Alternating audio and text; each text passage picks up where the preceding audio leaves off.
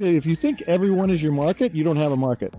That's not how business works. Reinvesting, investing in themselves, huge aspect to what a lot of these top guys are doing. Part of being successful is, man, you got to learn how to say no really quickly.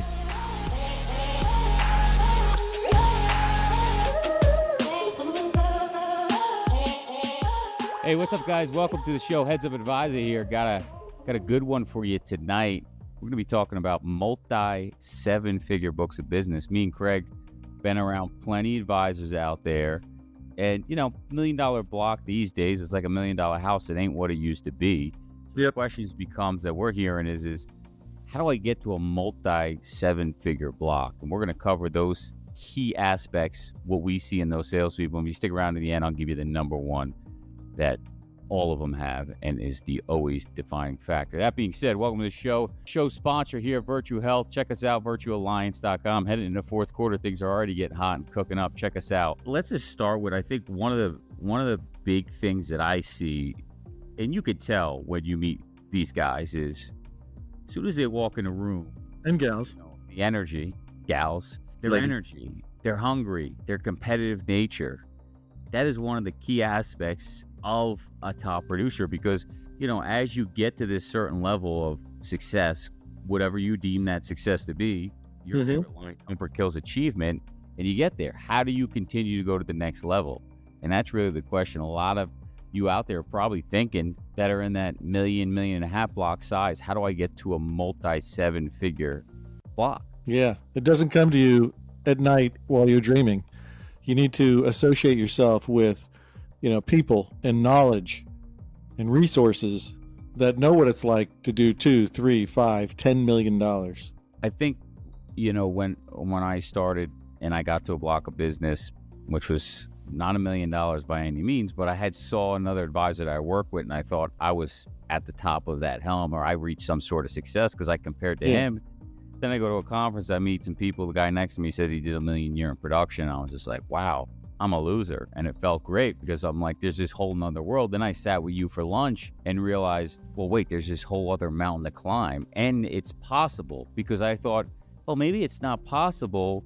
I can't get bigger groups. We're an independent shop. You can't sell groups over 50. You can't sell groups over 100, because that's all I saw and know. And so some of you that are out there and aren't around, you know, a multi-seven-figure producer, it might be hard to see or figure out, is this even possible? There's no doubt. I mean, you and I both have dealt with hundreds of brokers, and you don't want to be the guy or the lady who's already a know-it-all, because then you can never see, well, you know, I'm at $1.5 million. You know, you probably will talk yourself out of why it's possible to be at 3 million. So I've always described the unhealthy broker as a megalomaniac with an inferiority complex, right? So they know everything, but they're the most insecure people on earth, right? They're so afraid of their clients and anybody talking to their clients, and that kind of thinking restricts you and limits you on your ability to believe that you can do it, even though you can't see it.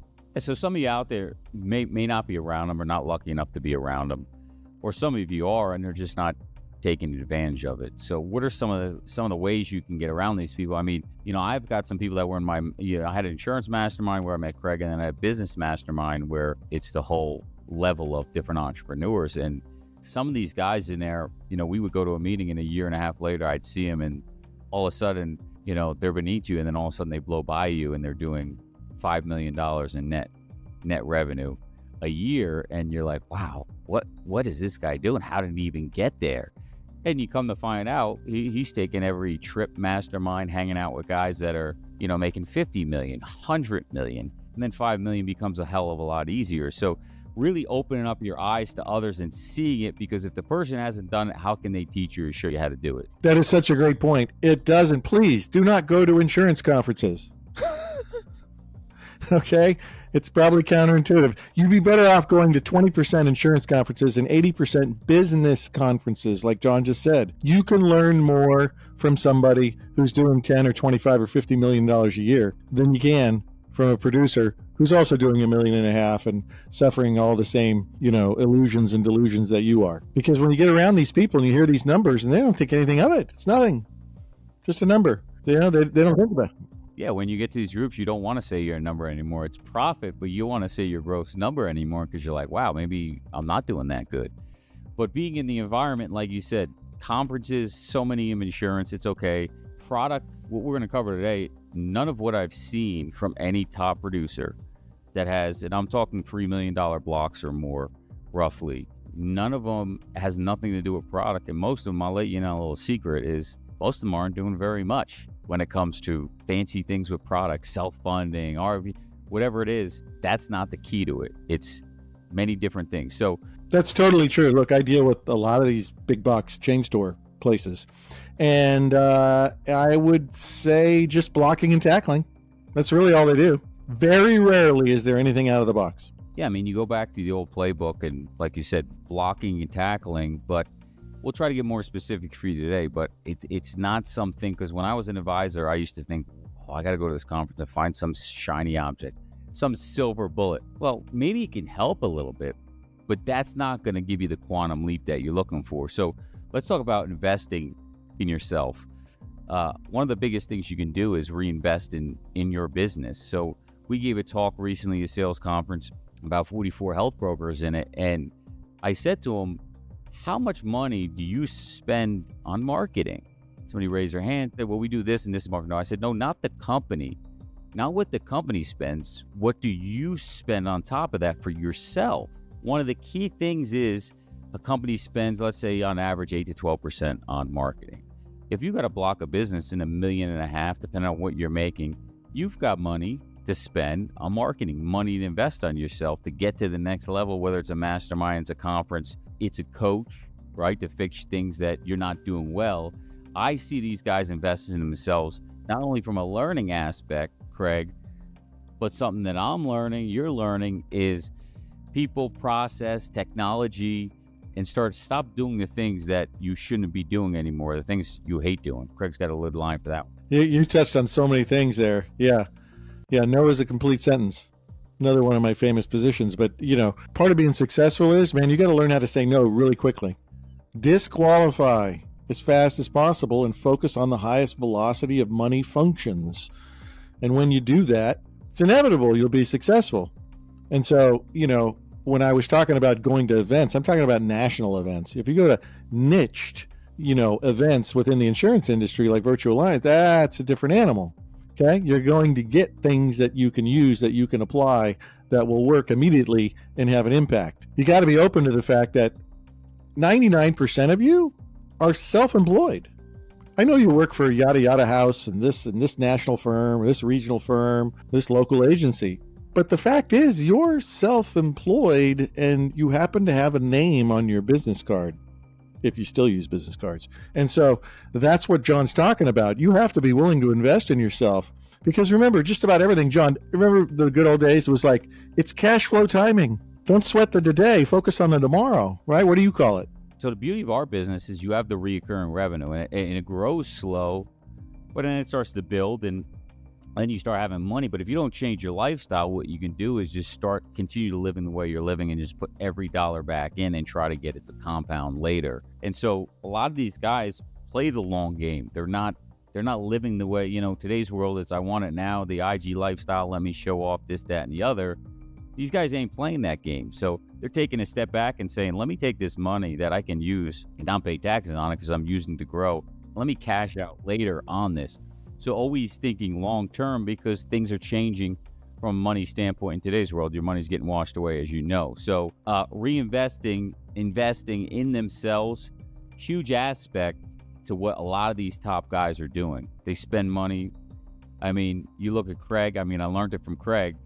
The guy will spend money just like me on a business if it's going to get him a return versus on personal stuff, in a blink of an eye. You want to talk about some of your lovely investments that maybe went sour, because not all of them are going to go right. Yeah, I have invested tens of thousands of dollars in things that didn't work, but that is the nature of the game, right? I'm very confident that if given the proper tools, that I will find a way, and I have a history of doing it. So, you know what? But every time you do the due diligence and every time you think you're going in the right direction, it doesn't always work out. And that's okay. Because at the end of the day, you're going to be successful. If you're on your way from $1.5 to $3 million books, that means your cash flow is going up. So you have a little bump in the road here and there. It's temporary. You will close more business and you will have more revenue coming in, and you'll absorb the valleys and enjoy the peaks. And that is, the nature of business. Look, Jeff Bezos, maybe the richest guy in the world, right? If it's not Musk. Well, of course, we're just not going to talk about Saudi Arabia because they're trillionaires. So let's just say in the U.S., right? He had a deal. I always love reading their annual statements. He said, we have a 70% rule. We try stuff if we decide it could be 70% chance of being effective. And then we fail as fast as possible. Holy cow. That is counterintuitive to damn near every business you're going to talk to, or sure as heck, any sales manager you talk to, right? They're going to pull out the playbook and, blow the dust off and give you some crap that they did in the 80s and 90s. It's a different world now. Yeah, that goes back to constant change, evolution. And, I talked to a recent 3 million plus producer and I said, hey, I got some ideas for you and want to share one of you. He reached out to me. He was absolutely open to the ideas. He was it's like, hey, I've been doing this 23 years, but I'm always learning. I don't know everything. And we fall in that trap. And so constant learning is key. Another thing you see is a big one is resiliency, right? No producer out there or business owner, most of them, had times where maybe they lost everything or things are not going that well, because nothing goes straight to the top. You're going to get some ups and downs, especially if you're going that high to the top. You're going to have swings just like in poker. So get ready for it. You look at a guy like Bill Ackman, hedge fund guy. He lost $4 billion, lost everything, divorced his wife. Can you imagine the setback like that? So when you're thinking, I'm having a rough year, I lost 200 grand, I lost $700,000 this year, I took a swing or I'm down, I can't come back. It's hard to get back. You think, I got to get things going. And this guy lost $4 billion, I believe, of his own money. She leaves him. And yet somehow he puts the pieces back together, and now he has another hedge fund. He's making multi-billions of dollars. And so the resiliency, I think, is something that as a top producer, you're going to have to go through, because as you get older and maybe not as sharp or you get behind, you're going to have to fight through it and fight that comfortability of I'm making $1 million a year. Do I really need to do this? The proof that everybody has Bill Ackman in them is this. I don't care who you are. You're going to lose business on broker record, agent, or record letters. It doesn't matter who you are. It doesn't matter if it's your fault. It could be political. It's just going to happen. But here's one thing I'd be willing to bet. If you looked in the mirror and you remember the last time that happened to you, you lost one or two cases to this agency or that agency or this thing and that thing, but suddenly you found a way to replace it by the end of the year. See, that's your window. That's your opportunity to recognize, well, shoot, what if I just behave that way all year long? Why do I wait until I lose business to get serious about generating new revenue? It's not that hard. Don't you know how many brokers John? They're like, dude, I lost $100,000 account. And then there was like, you see them the next quarter and like, no, it's all good. We got 2 new BORs. I was in a car with you one time and I was still early on and in this business, and you got the phone call. You lost $150,000 account, which to me was huge at the time. And there was not a flinch. You didn't talk about it. You didn't complain. And I'm sweating it. I'm like, I lost the account. I'm like, are you worried? Like, why are you not mad? What am I missing here? Like, well, had it 15 years, made X. It's what it is, And so as you get more experience, you're going to realize that. But coming back from it, not letting it bother you is key at that upper level. Because again, it doesn't go straight up. You're gonna have that some rocky. You're gonna hit that high. You're working well, and then boom, boom, boom. You're gonna get that big kick back potentially. How do you get back up out of it? It's a whole nother fight. Can you do it? If I go back for a second, invest in yourself. Those that don't know, I lived in New Jersey. When I met Craig, I rented a place in California, which was a lot of money and bigger than the place I had at the time. I think it was $3 or $4 grand a month. And I said, look, I'm just going to come out there and learn from you. Okay. It was so easy to get John to come to OC. I took him to Laguna Beach. and then like Newport Beach, and we went and had drinks and dinner on, these places that were like right on the sand. It's 75 degrees. He's like, is it like this all the time? I'm like, all year round, man. He's like, no. Yeah, that helped for sure. But when I saw what you were making, and I'm not going to go into detail, but I said, look, this guy's the best. I got to get to his level. He knows how to do it. He's not going to come fly to me. I got to be around him. And so I made that investment to go, hey, if you're going to let me learn from you, I'm going to take it. And so what did I do? I spent the money, had the money, but just getting going. And so I spent time, and I used to work out of sitting in his office on my laptop, listening to his calls, seeing what he did regularly on a daily basis, how he worked all these people, how he did his pitch, so on and so forth. Because, somebody making multiple seven figures, I need to figure out what he's doing and I'm not doing, because this guy's figuring it out. And so being around him was key to me, because I was an independent advisor. If you're an independent advisor listening, you got to find somebody. You got to get a mentor, and it ain't going to be free. You got to pay for it. You can do it. You do not need a name brand to do it. This is a relationship business. And if you can manage it and you can work it and you can produce deliverables that are measurable, predictable, and repeatable, you can be as big as you want to be. That leads me to the next one. And before we cover the last one is size. Once you get to a certain level, you're going to be bottlenecked, right? You have a client list, the old 80-20 rule. You've got to start targeting clients that you can get that are bigger. Maybe you're independent and you can't get the jumbo accounts or the 1,000 life groups, but you can get 150 to 350.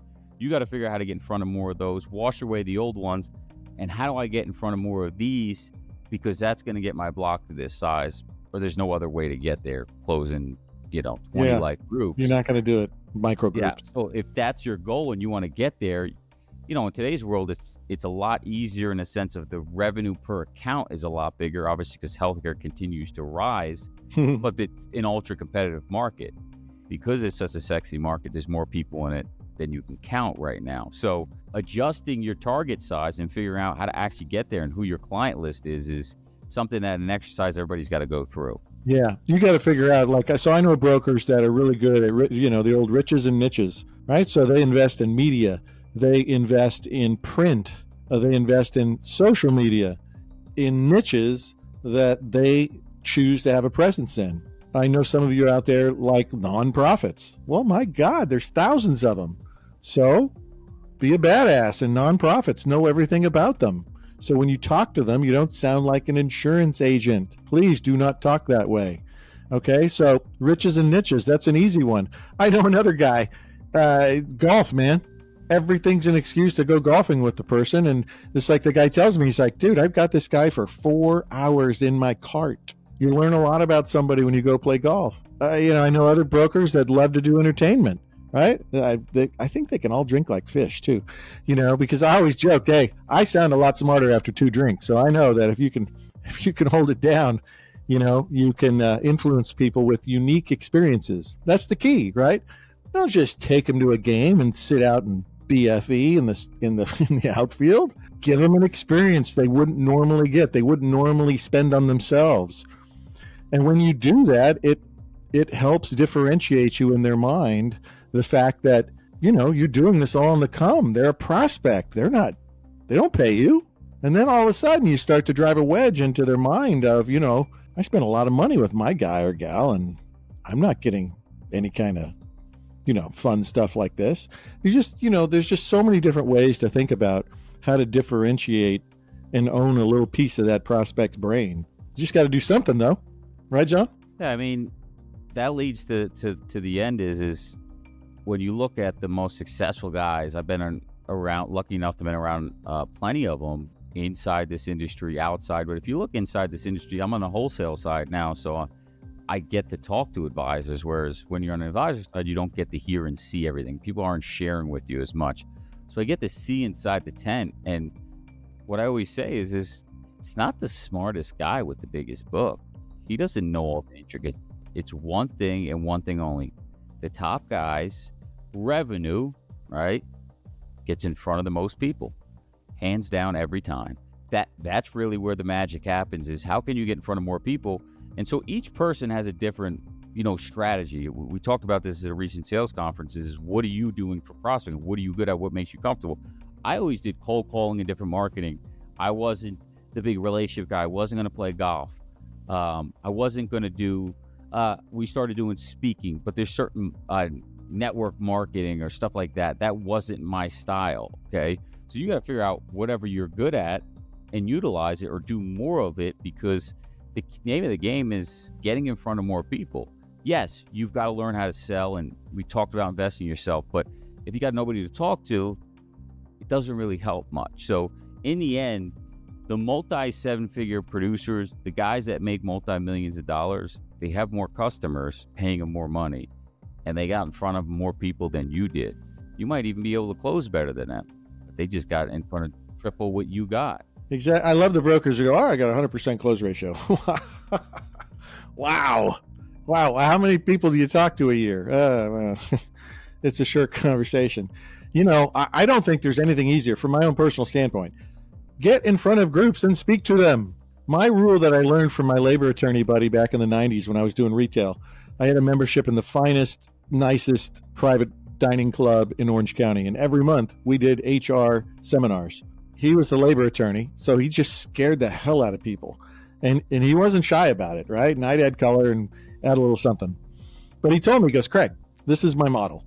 80% of the people may not like me. I don't care. 20% love me, and they all come up to me at the end of every meeting, and they can't wait for me to call them because they have a labor and employment issue. And so I always remembered that, because we did every month for years. So I saw a large sample size. And so when I talk, I like to be provocative for any of you who know me. And so I don't care. You can't be liked by everybody, right? If you think everyone is your market, you don't have a market. That's not how business works. You have to have a very specific market. You got to know what you're going to go after. Maybe it's women of a certain age, women who've been divorced, whatever it is, guys who are over 50, guys who play golf. Figure out your ideal avatar and go after them. And then if you can go after them at 10 at a time in one room, I always think that's more efficient than one at a time, 10 times. What do you think, John? Yeah, figure out what you're good at. Figure out who resonates with you. Yeah, you can't be to everybody, everything to everybody in an audience. Single people out, those are the people that are going to raise their hand and do business with you, okay? And just hammer it over and over and over and figure out where your prospect lives. Now, we're talking about it like it's easy, maybe. It's not. That's the beauty of it. That's why it paid so well. And you can make multi-seven figures here in this industry, okay?